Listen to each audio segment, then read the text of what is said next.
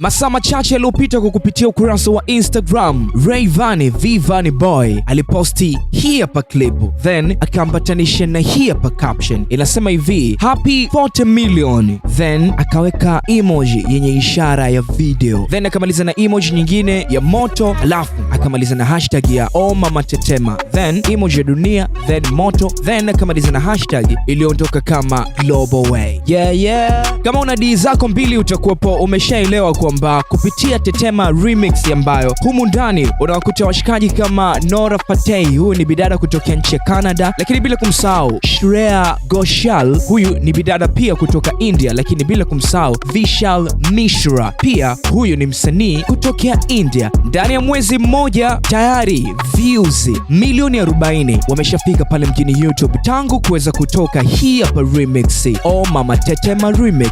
Mwanzo wa mafanikio yake haya ambayo tunayaona mpaka kuweza kutoa remix na wasanii wakubwa kutokea mataifa mbalimbali, Rayvanny ilianza Februari 7 mwaka 2019 ambapo aliweza kuiachia hii hapa ngoma ya Tetema official akiwa yuko na mtu mzima Diamond Platnumz pale mjini YouTube. Mpaka sasa hivi tunavyozungumza hii hapa ngoma official Tetema ambayo ilitoka Februari 7 mwaka 2019 ina views milioni 94 mpaka sasa hivi. Then miezi michache iliyofuata Rayvanny Vanny Boy akaja na hii hapa remix once again ambayo ilitoka Agosti 9 mwaka 2019 ambapo aliweza kuwashirikisha Wanyamwezi wakali humu ndani kama mtu mzima Pitbull kutokea nchini Marekani, mwamba kabisa kutokea nchi ya Sweden, hapa namzungumzia Mohombi, lakini bila kumsahau mtu mzima Diamond Platnumz pale mjini YouTube. Mpaka sasa hivi ina views zaidi ya milioni 1. Then miezi michache baadaye Disemba 3 mwaka 2019 likaja dude jingine tena ambalo hili lilikuwa ni Tetema remix ambapo humu ndani Rayvanny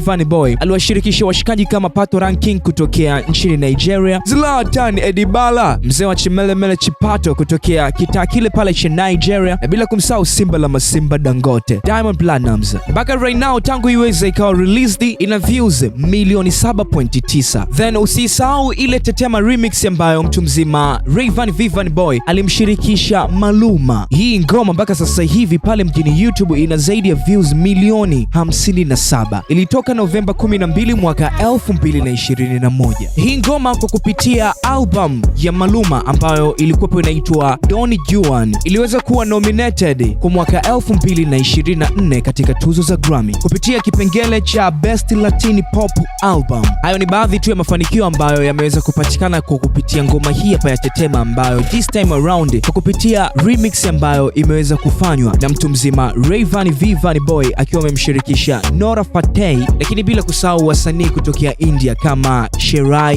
Ghoshal, bila kumsahau Vishal Mishra. Mpaka sasa hivi pale mjini YouTube ina views zaidi ya milioni 40. That's it ladies and gentlemen, ndani ya WHO. Say what? Poa.